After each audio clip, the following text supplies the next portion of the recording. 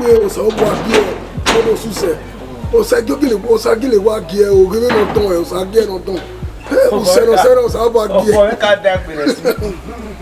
ọkùnrin mọ̀ fídíò dá mi. Olè fídíò production. Ìjà tó sàlù wá igé ẹnu tó ṣùṣẹ̀ mọ́ sí ìyọ̀ ìgbé à gbẹ́gẹ́lẹ́ gẹ́gẹ́ máa dán gẹ́ àwọn ọmọ kẹsàn-án lọ fún.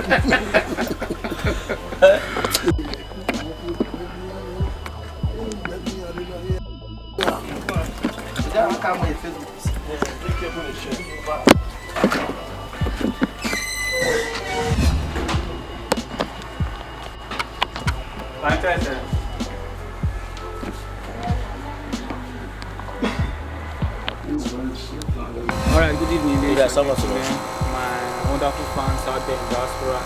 My name is Isla Okoro. By special grace of God, I'm the director of this set, a film produced by Sylvester Wadia.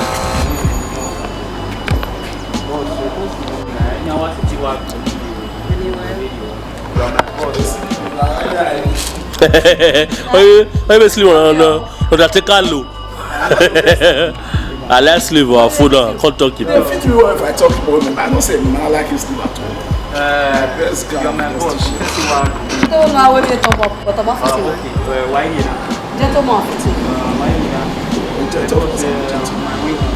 boss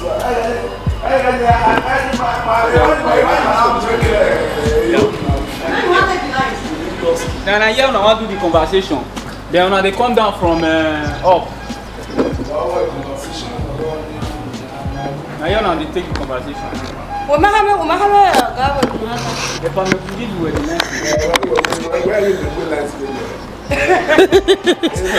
I like it. We make you a less. We make you a less.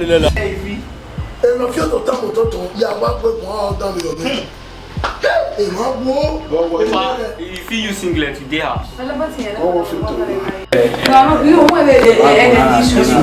Our rush here marriage video. Understand? Our rush here marriage video. I'm okay.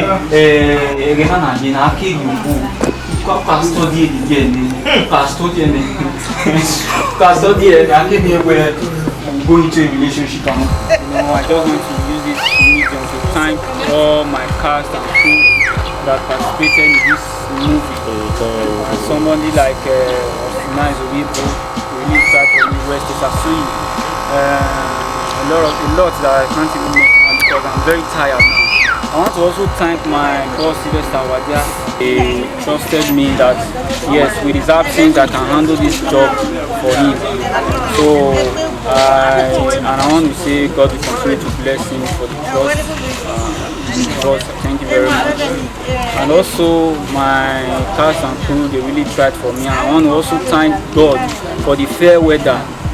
I mean, all the days I've recorded, there was no rain, there was nothing like distraction, there was no fights, and I want to thank God for that, for his mercy towards this production. And also I want to thank my DOP for his wonderful work. He's not that person but Courage Inene. Man, respect Sylvester Wadia production, man. We are still on it, man. It's been nice working with our director in the person of Murphy Sly. Although they give us problem, I think they give us problem now. They give me problem. They oppress me. They oppress me because I be as small. What's up because even this man, they oppress me because you don't because thank you, good people. He's a person I respect so much when it comes to film making, and he always corrects me anytime towards the angle and everything. So I want to thank you, boss. Thank you very much for your time and for work towards this production. I want to say God bless you. Hey, what's up, my beautiful people, my fam, my brothers and sisters? It's your boy, Austin Nice Owibo. We're looking right down here, 052 Benin City. It's actually a language movie, and this movie happens to be a wonderful one. It has a good storyline, and it has a beautiful cast on this particular movie. And the movie, it's an amazing one. In fact, we've been working since yesterday, and I've been enjoying the location, everything, the welfare, and the DOP is an amazing person. His name is Ado Boy. I've been working with this guy. He's one of a kind, you know. I love him so much, and is this person who really understands the camera aspect of the movie production. And so we're really doing it here, and we're having a good time. As you can see, I've been working. Father, I'm tired, you know. When you're tired, but we never relent. We'll stay cooking it because we want to make it done very well. Because we don't just make movies, we pass message. So this movie is another beautiful one you're gonna watch, and you, by the time you see and watch this movie, you're not gonna leave without seeing the next scene. Because once you leave without seeing the next scene, it means you miss the whole story. So for this one, it's wonderful, it's lovely, and it happens to be a production of Sylvester Owadia, directed by Murphy Sly. And if you want to see this movie, subscribe to Sylvester Owadia TV. Yeah, I actually discharged the character for Saza in this movie, and it's an amazing story. It has a good storyline, and it has a beautiful cast on it.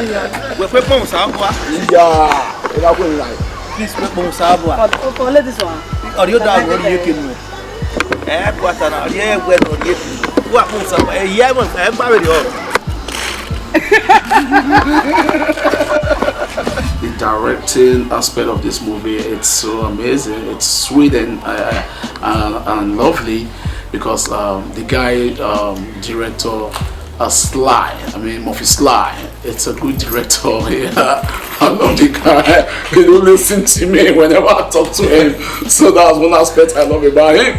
So he do take corrections, you know. Director is not always right. I know they owns the film, but sometimes you have to, like, you know, tell director, bro, I'm not going to do it like this now. Sometimes they buy into your idea and they do it, so it works for them and it works for us too. So I love his directing, and he's a good guy, he's a cool guy. But the guy don't feed me tire for this set, man. He said don't tire, he don't buy me boost. I love you guys. It's your boy Austin Nice Oviebo. Peace, yo. One love. Wabota itelo nikbi abeniku nirewe keniro wa wese no wayage ikweta bima esini nati already meno buwa gwana meno biwa ti wa e boyfriend wa we girlfriend wa abi awo wa to be my name my peace pizza araresi so e film madu na wa ufuna film Sylvester Owadia. We are here on Sylvester Owadia production, and under the direction of Murphy Sly. If you mean animal, I will go for now. Waga unu watch no way. Wari YouTube Sylvester Owadia TV on YouTube. Subscribe. Make now watch it. Anytime no you upload any new movie, because a movie in my water for now. If you nana or if you not channel, my baby one na na, I will upload there. I will continue. We can subscribe your banner. Anytime no you move the continuation your wa me ya fefe bani. Me are notification.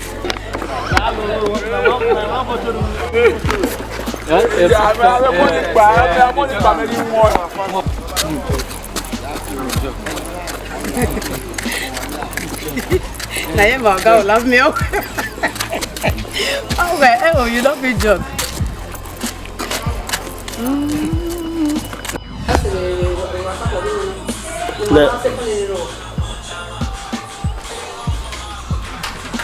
Okay, the man buy so I send no man buy so no send there no.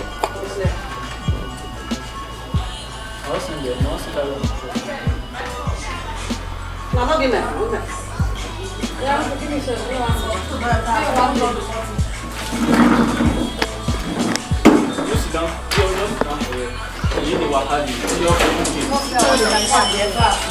Wala wo wa ire boy mayeke. Wa ji mayawe wa na ga ogogo ni mama ni manage ewe. Wa la wo. Encourage no nya camera. Boy na logo me gbebe seti. Obere ma. Ire ne courage that is DOP. Cast a crew. We are all happy. The set was cool, smooth. Play, we laugh, we enjoy every bit of this production. Thank you all for watching. If you are doing most, if you are doing the work, we receive what we wa domo wa kada. Meno biwa Greg ame kinosune we are MC ceremony. Mame do we imuna ni mabe no be kuma go be akore Sylvester Owadia TV the YouTube. You tie my afena ko. Film ni ma wude si hero ni me play wo ke ga say no man ni maybe play with Rona, but it's unfortunate where he can't book Saloboa. Where a road play with him now, go about and in a way, the producer and the person of Sylvester Owadia. Okay, he get another money away, my winner. Near Simon and I, no director, the one he can I Murphy Sly. I don't mean one more near honor or with directing my sin. Mamma really well, we all can hear no, or Kaima will like it might be delay. So at the end of the day, Maripo Saba, where the production is going on fire. The baby will machine. Oh, how you make my way with woman? That way, oh, no more baggy, your yas, how you way, Lagida. My hands are away, you need the president of Sylvester Owadia. But at the end of the day, it's a nice production and it's nice. Marie Winami, the Sly, the Murphy, of it directing my production. If you now, we are doing Musi, or wait, I feel more, or if you have faith in my house, or you can't have me. Wa ho nu we ikware na so fo me la wo we do ro wa ke me si wa ila akoni na te YouTube we gwale oge Sylvester Owadia upem na te subscribe we na ga so fo because even it ade ban e ma yo na ya mo ni production ni ko me ya fe ma ya fe ni deli mu na we ikware na ma be West Sasuyi nice obiebo also peace omombe no kwa Peace, I gotta say Peters. We also have in the building Diegbe Agmota AKIZ. No woman spirit to not finish that with you. My affair, come on, see my man, my do boy. It's one man that I respect so much when it comes to DOP work. It's Sly Murphy. No way directing man. And now we are getting no every deal. Oh, our baby, my baby, I wish baby young. Have access to that.